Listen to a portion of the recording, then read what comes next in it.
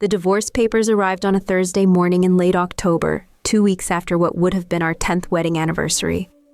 I stood in my cramped studio apartment kitchen, holding the envelope that made everything final, and all I could think about was how Francis probably had his breakfast dishes already washed and put away by now.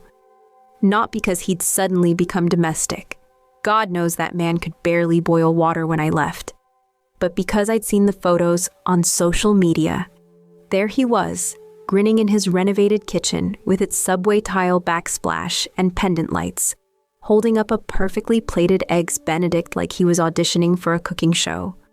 The same man who used to eat cereal for dinner when I worked late because he didn't know what else to make.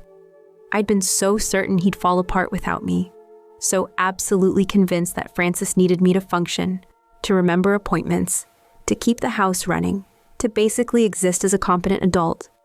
I'd built my entire identity around being indispensable to him. Turns out I was the one who didn't know how to be alone. Francis and I met in 1998 at a community college pottery class, of all places. I was 24, working at a veterinary clinic, and trying to figure out what to do with my life. He was 26, a substitute teacher who spent his summers doing odd jobs and his evenings throwing clay with surprising skill. "Your bowl looks like it's having an existential crisis," he said during our second class, nodding toward my lopsided creation. "It's modern art," I shot back, though I was already laughing. "You wouldn't understand. Try me," he said. And something in his voice made me look up from my clay. He had these deep brown eyes that seemed genuinely curious, not mocking. I like things that don't quite fit the mold. We started dating 3 weeks later. Francis was unlike anyone I'd ever been with. Gentle where my ex-boyfriends had been pushy, thoughtful where they'd been self-absorbed. He remembered that I hated tomatoes, but loved tomato sauce. He'd show up at my apartment with books he thought I'd enjoy, usually poetry collections or essays about animals that he'd picked up at used bookstores. "How do you know me so well already?" I asked him one evening as we lay on my couch, my head on his chest, reading Mary Oliver poems aloud. "I pay attention," he said simply, his fingers tracing patterns on my shoulder. Most people don't get looked at closely enough. I should have recognized the gift in that. Instead, mistook his attentiveness for dependence. We got married in 2000 at the courthouse. Just us and 2 witnesses we'd grabbed from the waiting area. My parents had wanted a big wedding, but Francis was terrified of being the center of attention, and honestly, I preferred something small and real. We honeymooned at a cabin in upstate New York, spending our days hiking and our evenings playing Scrabble by the fire. "I could do this forever," Francis said on our last night there, looking up from his letter tiles. "Just us, you know. No pressure to be anything other than who we are. We'll make it work," I promised, and I meant it. The first few years were good. We moved into a small house with a yard big enough for the garden Francis had always wanted. He got a full-time teaching position at an elementary school, and I took a job at a larger veterinary practice across town. We fell into comfortable routines. Francis making coffee in the morning while I walked our dog, Murphy. Me handling the bills while he did the yard work. But somewhere around year 4, I started noticing things. How Francis would stare at the washing machine like it was a foreign object when I asked him to do laundry. How he'd panic when I got sick and couldn't cook dinner. How he'd write important dates on sticky notes and leave them everywhere because he couldn't remember them otherwise. "What would you do without me?" I'd tease him when I'd find 3 different notes, reminding him about parent-teacher conferences. "Probably starve," he'd say, laughing but not entirely joking. I started to believe it was true. The shift happened so gradually that I didn't realize it was happening. I stopped asking Francis to handle things and just did them myself. It was easier than explaining, faster than waiting for him to figure it out. When he'd offer to help with something, I'd wave him off. "I've got it," became my constant refrain. "Don't worry about it." Francis would retreat to his garden or his books, and I'd tell myself I was being efficient. In reality, I was building a cage around both of us. By year 7, I was managing everything. Our social calendar, the household finances, even Francis's doctor appointments.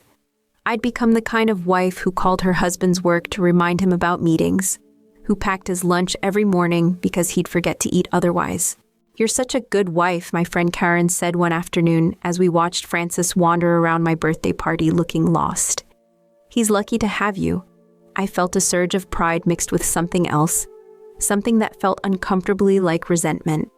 Why did he look so helpless? Why couldn't he just figure things out like other adults? "He tries," I said, though I wasn't sure I believed it anymore. The real trouble started when I got promoted to office manager at the veterinary practice. Suddenly, I was working longer hours, dealing with more stress, and I needed Francis to step up at home. But every time I asked him to handle something, it felt like I was speaking a foreign language. "Can you please call the plumber about the leak in the bathroom?" I'd ask. "Sure," he'd say. And then 2 weeks later, the leak would still be there, and I'd find out he'd forgotten entirely. "The grocery store called.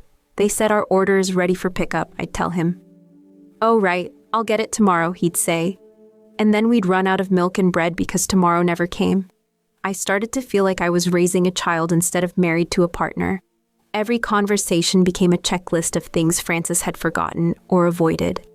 I'd lie awake at night, my mind racing with all the tasks I needed to remember for both of us. "I can't do everything," I snapped at him one evening after discovering he'd missed another important phone call.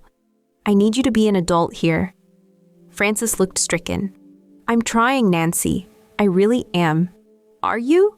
"Because it doesn't feel like it." He went quiet after that, and I told myself I was justified in my frustration. I was carrying the weight of our entire household, and he was just coasting along, letting me handle everything. The breaking point came gradually, like water slowly filling a bathtub until it finally overflows. I started keeping a mental tally of every task I had to do, every responsibility I had to shoulder alone.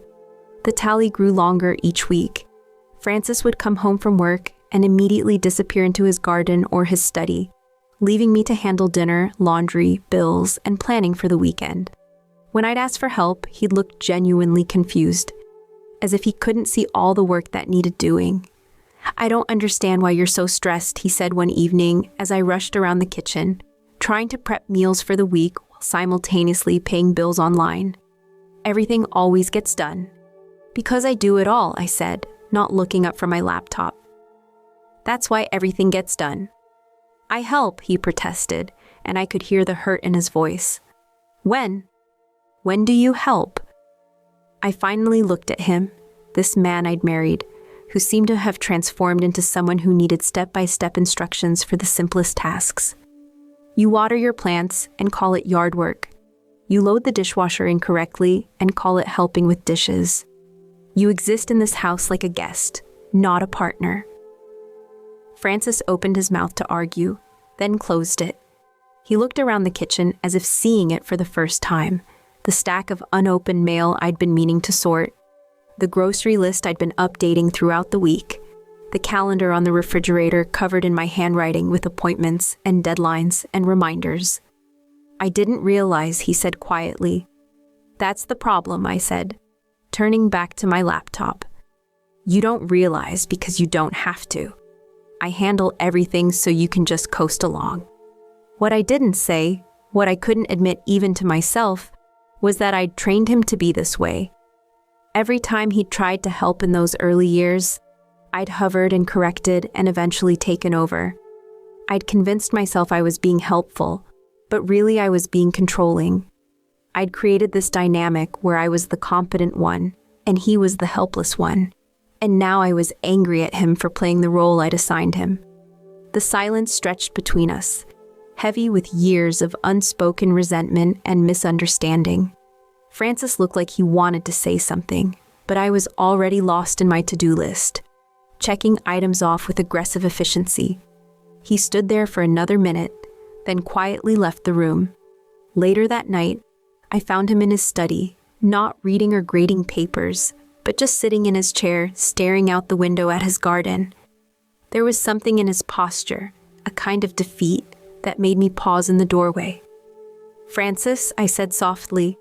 He turned to look at me, and I saw something I'd never seen before in his eyes. Not confusion or hurt, but a kind of resignation that made my stomach clench. "I know I'm not the husband you wanted," he said. "I know I'm not the man you married." "What do you mean? I used to be competent," he said, his voice barely above a whisper. "I used to take care of myself, make decisions, solve problems. But somewhere along the way, I stopped trying, because it was easier to let you handle everything. And now I don't know how to be that person anymore." I stood there, frozen, because I could hear the truth in his words. I thought about the Francis I'd fallen in love with, the one who'd managed his own apartment, who'd surprised me with thoughtful gestures, who'd had opinions and plans and dreams. When had he stopped being that person? When had I stopped seeing him as that person? "I'm sorry," I said, but the words felt inadequate. "I'm sorry too," he said. "I'm sorry I let myself become someone who needs managing. I'm sorry I made you carry everything alone. I'm sorry we ended up here." We sat in that acknowledgement for a long moment, both of us understanding that we'd created something toxic together, something that had diminished both of us. I wanted to fix it, to make a plan, to manage our way out of this mess. But for once, I didn't know how. The final straw came on a Sunday morning in March. I was getting ready for my monthly book club meeting when I realized Francis had forgotten to pick up my dry cleaning. Again. The blazer I needed for an important meeting on Monday was still at the cleaners, which was now closed. How hard is it to remember one simple thing? I exploded, throwing my purse down on the kitchen table. "I write it down for you. I put it in your phone. I remind you 3 times. What more do you need?" Francis stood there in his pajamas, coffee mug in hand, looking like I'd slapped him. "I'm sorry. I'll figure something other out. No, don't bother. I'll handle it myself, like I handle everything else." "Nancy, please, just stop." I grabbed my keys and headed for the door. "I can't rely on you for anything. You'd fall apart in a week if I wasn't here to manage your life." I drove to book club fuming, venting to my friends about Francis's incompetence. They made sympathetic noises, but I caught a few exchanged glances that I chose to ignore. I was the victim here, wasn't I? The overwhelmed wife with the helpless husband? When I got home that evening, Francis was sitting at the kitchen table with a notebook in front of him, writing something by hand. "What's that?" I asked, though my tone was still cold. "A list," he said quietly, "of everything you do, everything I should be doing but don't." I felt a flicker of something, guilt maybe, or regret, but I pushed it down. "Good. It's about time you realized how much work this is."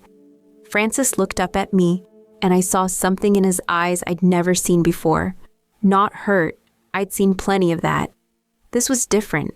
This was resignation. "I know you think I'm helpless," he said, "and maybe I am, but I wasn't always like this." "What's that supposed to mean?" "Remember when we first met? I had my own apartment. I cooked for myself. I managed just fine. But somewhere along the way, I stopped trying because it was easier to let you do everything. And you stopped letting me try because it was easier to just do it yourself," I wanted to argue, but the words stuck in my throat. "We broke each other," he said softly. "I made myself smaller so you could feel bigger. And you made yourself bigger so I could stay small. And now neither of us knows how to be any different." I moved out 2 weeks later. I told myself it was temporary, that I just needed space to think. But deep down, I knew it was over. Francis didn't fight me on it, didn't beg me to stay. He just helped me pack boxes and carried them to my car without saying much. "I'll be fine," he said as I loaded the last box into my trunk. "You don't need to worry about me." "I know," I said, though I didn't believe it. I rented a studio apartment across town and settled into my new life as a separated woman. I kept waiting for Francis to call, to tell me he couldn't handle things, to ask for help with something basic. But the calls never came. Instead, I heard updates through mutual friends. Francis had joined a cooking class. He'd started a small business doing handyman work on weekends. He'd adopted a rescue dog from the shelter where I used to volunteer. "He seems really good," Karen told me over lunch 2 months after I'd left. "Different, but good. More present, I guess." I nodded and changed the subject, but her words stayed with me. Present. Francis had been present in our early years together, hadn't he? When had he stopped? When had I stopped noticing? The social media photos started appearing around month 4. Francis at a farmer's market, smiling as he showed off vegetables from his expanded garden. Francis hiking with his new dog, a golden retriever mix named Buddy. Francis at a dinner party with friends I didn't recognize, looking relaxed and confident in a way I hadn't seen in years. Each photo felt like a small knife twist. This was the man who couldn't remember to pick up dry cleaning, who used to eat cereal for dinner when I wasn't around, who needed sticky notes to remember basic tasks. I started to think about what he'd said that night at the kitchen table, about how he'd managed fine before me, how we'd broken each other. I'd been so focused on being indispensable that I'd never stopped to wonder if I was actually helping or just enabling. The worst part was the slow realization that I'd been happier managing Francis's life than living my own. Taking care of him had given me purpose, made me feel needed and competent. Without him to manage, I felt lost. I'd wake up in my studio apartment on Saturday mornings with nothing to do. No one's schedule to organize, no one's needs to anticipate. Just me and my own life, which suddenly seemed smaller and less important than I'd remembered. I started seeing a counselor doctor, Martinez, who had a way of asking questions that made me uncomfortable in the best possible way. "What do you think Francis needed from you?" she asked during one session. "Everything," I said immediately. "He couldn't function without me." "But you've told me he's functioning now. How do you reconcile that?" I sat there for a long moment, picking at the tissue in my hands. "I don't know. Maybe he was just pretending to be helpless." "Or maybe," Dr. Martinez said gently, "he learned to be helpless because it was easier than competing with your need to be needed." The words hit me like a physical blow. That's not I wasn't trying to make him helpless. I don't think you were doing it consciously. But think about it. When Francis would try to do something, what would happen? I thought about all the times I'd redone tasks he'd completed, all the times I'd jumped in to help before he'd even had a chance to try. How I'd sighed when he'd do things differently than I would have done them. I'd fix it, I admitted. I'd do it better. And how do you think that made him feel? The divorce was finalized in November. Francis was kind about it, agreeing to a simple split of our assets. He kept the house and took over the mortgage payments. I kept most of the savings and my car. We divided our books and CDs like we were splitting up a dorm room rather than a decade-long marriage. "I want you to be happy," he said when we signed the papers. "I really do." "You too," I said, and meant it. But I wasn't happy. I was lonely and adrift, and beginning to understand that I'd spent so much time managing Francis's life that I'd forgotten how to live my own. I started small. I took a painting class, something I'd always wanted to try but never had time for when I was busy managing our household. I adopted a cat from the shelter, a grumpy orange tabby named Gus, who didn't need anything from me except food and the occasional head scratch. Slowly, I began to build a life that was mine alone. Not better or worse than my married life, just different. Quieter in some ways, but more honest. I ran into Francis at the farmer's market 8 months after our divorce was finalized. He was standing at the honey vendor's booth, Buddy sitting patiently at his feet, when I turned around from buying apples and nearly walked straight into him. "Nancy," he said, and his face broke into a genuine smile. "How are you?" "Good," I said, and realized I meant it. "Really good. You look," I paused, searching for the right word. "Happy." "I am," he said simply. "Are you? Happy, I mean?" I thought about my small apartment, my painting classes, my grumpy cat, about the book I'd started writing, about the friends I'd made who knew me as Nancy, not Nancy and Francis. "I'm getting there," I said. We talked for a few minutes about safe subjects, his teaching job, my work, the weather. But underneath the pleasant conversation, I could feel the weight of everything unsaid. "I owe you an apology," I finally said. "I spent so many years thinking you needed me to take care of everything. but I think maybe I needed to be needed more than you needed taking care of." Francis tilted his head, considering. "We both got something out of it, didn't we? You got to feel important, and I got to avoid responsibility. It wasn't entirely one-sided. But it wasn't healthy." "No," he agreed. "It wasn't." We stood there in comfortable silence for a moment, watching the market bustle around us. I thought about all the Sunday mornings we'd spent here together, how I'd always made the list and planned the route and managed the shopping bags, how Francis had followed along, pleasant but passive. "You seem different," I said. "More yourself, I guess." "I had to figure out who that was first," he said. "Turns out I'm not nearly as helpless as we both thought." I kept thinking about that conversation as I drove home, about how Francis had looked, not just happy, but solid, grounded, like he'd grown into himself in ways I'd never allowed when we were together. The hardest part was admitting that I'd been wrong. Not wrong about wanting a partnership, but wrong about what partnership looked like. I'd thought it meant doing everything for each other, but it actually meant doing things alongside each other, supporting without smothering, helping without taking over. I'd spent so many years believing that love meant making myself indispensable, but maybe real love meant making yourself unnecessary, teaching someone to thrive, not just survive. The divorce papers were still sitting on my kitchen counter when I got home. I picked them up and read through them one more time, looking for something I'd missed, some clause that would explain how we'd gotten it all so wrong. But there was nothing there except the legal end of a marriage that had died long before we'd signed any papers. We'd just been too scared to let it go. I started dating again about a year after the divorce. Nothing serious at first, just coffee dates and casual dinners. I was terrified of falling back into old patterns, of finding someone who needed managing and convincing myself that was love. I used to think I was good at relationships, I told my friend Rachel over lunch, but it turns out I was just good at control. "There's a difference," she asked, laughing. "A huge difference. Control is about fear. Relationships are about trust." It was a hard lesson to learn, but an important one. I had to practice letting people be themselves, even when they did things differently than I would have done them. I had to learn that love wasn't about making someone dependent on you. It was about being interdependent, each person bringing their own strengths to the relationship. 2 years after our divorce, I heard through mutual friends that Francis had started dating someone, a fellow teacher named Claire who seemed to appreciate his gentle nature and quirky sense of humor. From what I heard, she was confident and independent, someone who didn't need taking care of. I felt a brief pang of something that might have been jealousy, but it passed quickly. Francis deserved someone who saw him as a whole person, not a project to manage.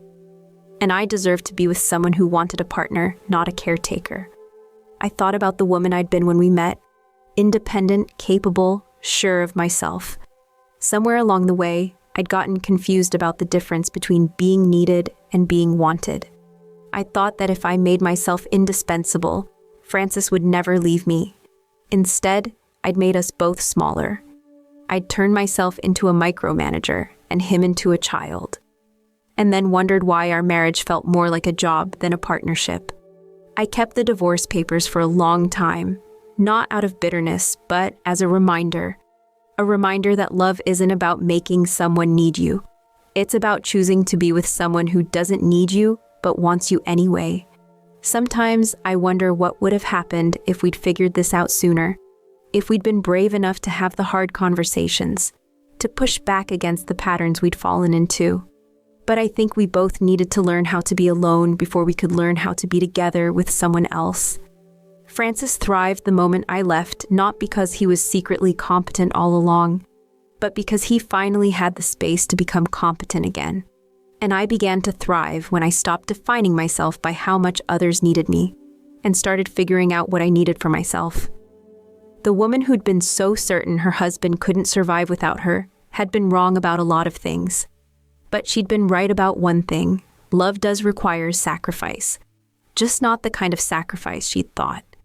Real love requires sacrificing your need to control, your fear of being unnecessary, your desire to make someone smaller so you can feel bigger. It requires trusting that the person you love is capable of growing and changing and becoming more themselves, not less. I learned that the hard way, but I learned it.